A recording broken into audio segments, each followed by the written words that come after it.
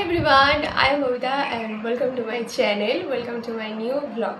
তো আজকের হচ্ছে রথযাত্রা, সবাইকে তোমাদেরকে জানাচ্ছি রথযাত্রার অনেক অনেক শুভেচ্ছা।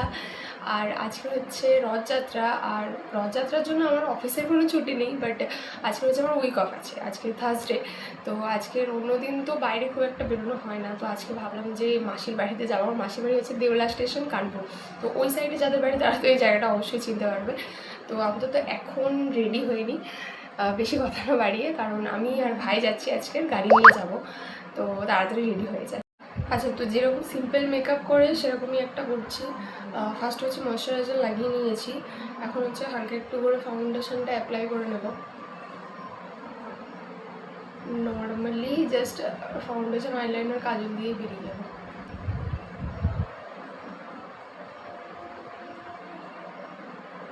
আচ্ছা, তো মেবলিনের এই কম্প্যাক্ট পাউডারটা আমি ইউজ করছি বিগত 2 বছর ধরে। এই কম্প্যাক্ট পাউডারটাই আমি ইউজ করে যাচ্ছি। হালকা করে জাস্ট একটু ওই চোখের নিচটা একটু ডেভেলপ করে দেবো, কারণ বেশি লাগালে এই কম্প্যাক্ট পাউডারের যে শেডটা আছে না, এটা আমার মানে স্কিনের থেকে একটু ডার্ক, তো হালকা করে জাস্ট একটু টাচ আপের জন্য যেটুকু দেওয়া আর কি। এই মাসে যখন আমি আইব্রোটা দোকানে করতে গিয়েছিলাম, মানে পার্লারে, তো বড্ড সরু হয়ে গেছিলো। 1.5 মাসটা আমাকে মোটামুটি কাজলটা দিয়ে আর একটু ডার্ক করে চালাতে হয়েছে, কিছু করার নেই। এমনিতেই আমার যে ভুরুতে খুব হেয়ার গ্রোথ হয় তাও না, তাও অনেকটাই সরু হয়ে গেছে, তো ওই জন্য কাজল অ্যাপ্লাই করতেই হচ্ছে।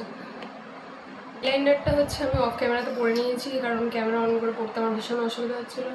তো হালকা করে এখন আমি একটু মাস্কারা অ্যাড করে নিচ্ছি। অনেকদিন পর অ্যাকচুয়ালি আজকে আমি মেকআপ করতে বসলাম।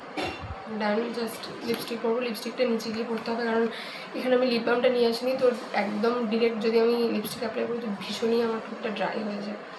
তো নিচে গিয়ে আপাতত ড্রেস পরে একদম ফুল মেকআপটা দেখাচ্ছি। আচ্ছা, তো এখানে হচ্ছে একদম আমি রেডি হয়ে গেছি, আর ফুল লুকটা তোমাদেরকে একবার দেখিয়ে দিলাম।